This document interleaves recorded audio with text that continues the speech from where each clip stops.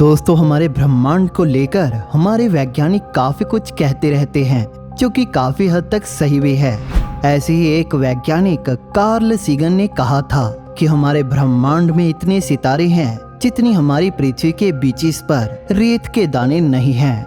उनकी यह बात आज के हमारे वैज्ञानिकों को सही भी होती नजर आ रही है। दोस्तों, हमारा ये ब्रह्मांड सितारों से भरा है। इसमें छोटे से लेकर बड़े, नए से लेकर पुराने, हर तरह के सितारे मौजूद हैं। इन्हीं सितारों में से एक है मैथ्यूसेला सितारा। दोस्तों, आप में से कई इस सितारे के बारे में जानते होंगे, लेकिन जो नहीं जानते उन्हें मैं बता दूं कि ये सितारा हमारे ब्रह्मांड का सबसे पुराना सितारा है। इस सितारे की उम्र हमारे ब्रह्मांड की उम्र से भी कई गुना ज्यादा है, यानी कि ये सितारा ब्रह्मांड से भी पुराना है। दोस्तों, इस सितारे की उम्र का ये एस्टीमेट 2013 में की गई एक स्टडी के दौरान HR डायग्राम की मदद से लगाया गया था, जिससे हमें इसकी उम्र का जो नंबर मिला था वो है 14.46 बिलियन साल, जिसने उस समय वैज्ञानिकों और खगोलविदों को काफी ज्यादा परेशान किया था, क्योंकि ये सितारा हमारे ब्रह्मांड की करंट उम्र के प्रिसाइज आंकड़े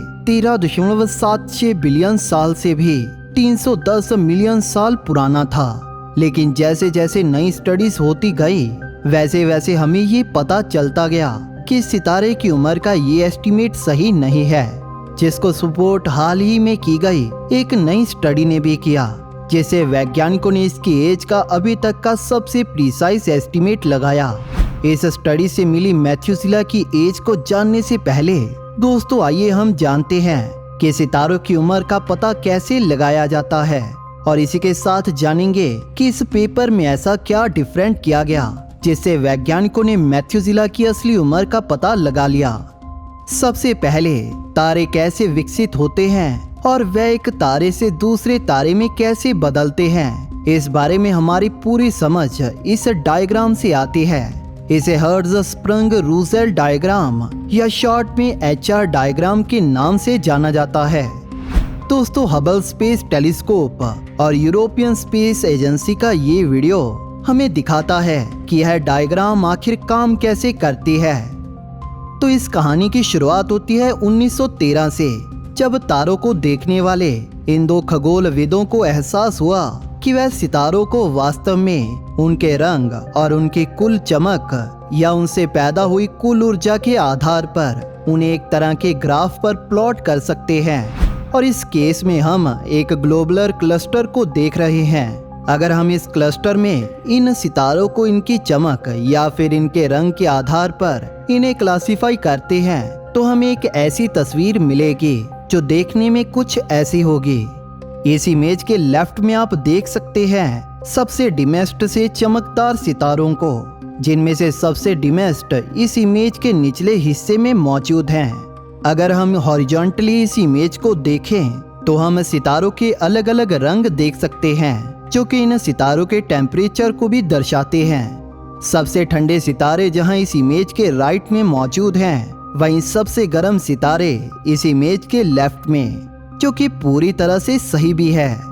इस हर्ट्ज़-स्प्रंग-रुसेल डायग्राम की एक और रिप्रेजेंटेशन हमें हाल ही में गिया टेलीस्कोप की रिलीज में भी देखने को मिलती है, जिसमें हमें फिर से हमारी आंखों के सामने ये डायग्राम फिर से बनती दिखती है, जिससे हमें ये पता चलता है कि सितारे अपनी उम्र के साथ साथ कैसे इवॉल्व होते जाते हैं, और वो अपनी एवोल्यूशन के दौरान एक पैटर्न को फॉलो करते हैं। दोस्तों, इसी पैटर्न को फॉलो करके इस हर्ट्ज़-स्प्रंग-रुसेल डायग्राम में उसकी लोकेशन को देखकर हमारे वैज्ञानिक एक सितारे की उम्र का पता लगा लेते हैं। अगर हम बात करें हमारे सूर्य जैसे सितारों की, तो वो अपनी एवोल्यूशन के दौरान इस इमेज में ऊपर से नीचे की तरफ जाते हैं, लेकिन हर सितारे के मास और उसके इंटीरियर के अकॉर्डिंग हर सितारा इस डायग्राम में अलग मोशन को फॉलो करता है। दोस्तों, जितना भी हम और हमारे वैज्ञानिक अलग अलग तरह के सितारों के बारे में जानते हैं, और उनकी चमक और उनके टेम्परेचर का इस्तेमाल करके हमारे वैज्ञानिक इस ग्राफ की मदद से हमारे सूर्य जैसे सितारे या किसी भी मेन सीक्वेंस सितारे की उम्र का बड़ी आसानी से पता लगा लेते हैं। लेकिन वहीं दोस्तों, अगर बात करें हम इस सितारे मेथुसेला की, तो यह हमारे ब्रह्मांड के कुछ काफी खास सितारों में से एक है। इस तरह के सितारों को हम पुअर मेटल रिच सितारे कहते हैं, यानी कि ऐसे सितारे जिनमें मेटल्स काफी कम मात्रा में मौजूद होते हैं, क्योंकि ये वो सितारे हैं जो हमारे ब्रह्मांड में मेटल्स के बनने से पहले बने थे। दोस्तों, ये मेथुसेला सितारा हमारे ब्रह्मांड के पॉपुलेशन 2 वाले सितारों में से एक है। दोस्तों, ये पॉपुलेशन 2 वाले सितारे वो सितारे हैं जो हमारे ब्रह्मांड में एक लंबे समय से मौजूद हैं। और दोस्तों, जब ये सितारे बने थे तब हमारे ब्रह्मांड में हाइड्रोजन और हीलियम के बिना कुछ भी मौजूद नहीं था, जिसकी वजह से पिछले कुछ सालों से वैज्ञानिकों ने यह रियलाइज किया कि यह HR डायग्राम एनालिसिस इस तरह के सितारों पर सही तरह से काम नहीं करेगा, क्योंकि इस तरह के सितारों के अंदर मौजूद मटेरियल की मिक्सिंग हमारे आज के सितारों से काफी ज्यादा डिफरेंट होगी, और इसी के साथ इन सितारों की कंपोजिशन भी हमारे आज के सितारों के जैसी ना होकर इनसे काफी ज्यादा डिफरेंट होगी। इसी वजह से कुछ और मॉडल्स जैसे मिक्सिंग लेंथ मॉडल, जिसका इस्तेमाल न्यूटोनियन फ्लूइड के लिए किया जाता है और जो हमारी मदद ये समझने में करते हैं कि अलग अलग तरह के सितारे अंदर मिक्स कैसे होते हैं, जिससे हमें उन सितारों के अंदर क्या चल रहा है इसकी थोड़ी प्रिसाइज प्रेडिक्शन और थोड़ा ज्यादा एक्यूरेट एनालिसिस मिल जाता है। दोस्तों, इस मेथुसेला सितारे में हमारे सूर्य के मुकाबले आयरन 250 गुना ज्यादा कम है, और यही वजह है जिसकी वजह से इसे एक मेटल पुअर तारा कहा जाता है। लेकिन बाकी के मेटल पुअर तारों से अलग इस तारे में हमें कुछ मात्रा में लिथियम भी देखने को मिलता है, जो कि इस और इशारा करता है कि ये सितारा हमारे ब्रह्मांड के कुछ मेटल पुअर सितारों से नया है। और इसी के साथ हमें ये भी पता चलता है कि ये सितारा अभी अपने रेड जायंट फेज में भी नहीं गया। इसके अलावा मेथुसेला पर मिले कुछ और एलिमेंट्स भी इसी और इशारा करते हैं कि ये हमारे ब्रह्मांड का सबसे पुराना सितारा नहीं है, लेकिन इसके एक फील्ड स्टार होने की वजह से ये अंतरिक्ष में बिल्कुल अकेला है। इसके पास ना ही तो कोई ग्रह है और ना ही ये किसी ग्लोबुलर क्लस्टर का हिस्सा है, जो कि इसकी एज का एस्टिमेट लगाने को और भी ज्यादा मुश्किल बना देता है, क्योंकि इस तरह के किसी फील्ड स्टार की डिटेल्ड ऑब्जर्वेशन लेना बहुत ही ज्यादा मुश्किल होता है, जिससे कि इसकी उम्र का एक्यूरेट पता लगाया जा सके। लेकिन हाल ही के एक नए पेपर ने कुछ नए मेथड्स का इस्तेमाल करते हुए, जिसमें पहले के मिक्स और लेंथ मॉडल भी शामिल हैं, और चारा टेलीस्कोप की कुछ काफी एक्यूरेट ऑब्जर्वेशन से वैज्ञानिकों ने इस सितारे मेथुसेला की दूरी को प्रिसाइजली मेजर किया, जिसके बाद उन्हें अपनी स्टडी से ये पता चला कि ये सितारा 12 बिलियन साल पुराना है।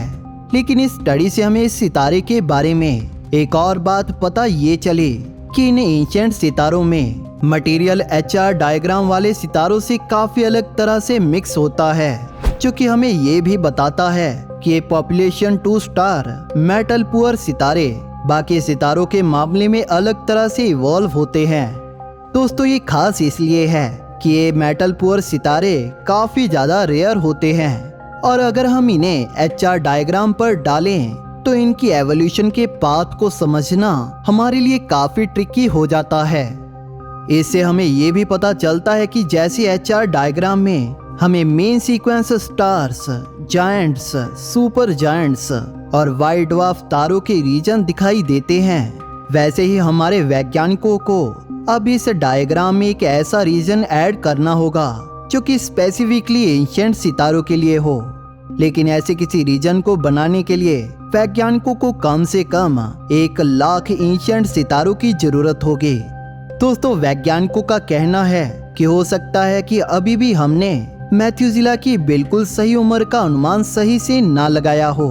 लेकिन फिर भी ये सितारा हमारे ब्रह्मांड से पुराना सितारा नहीं रहा।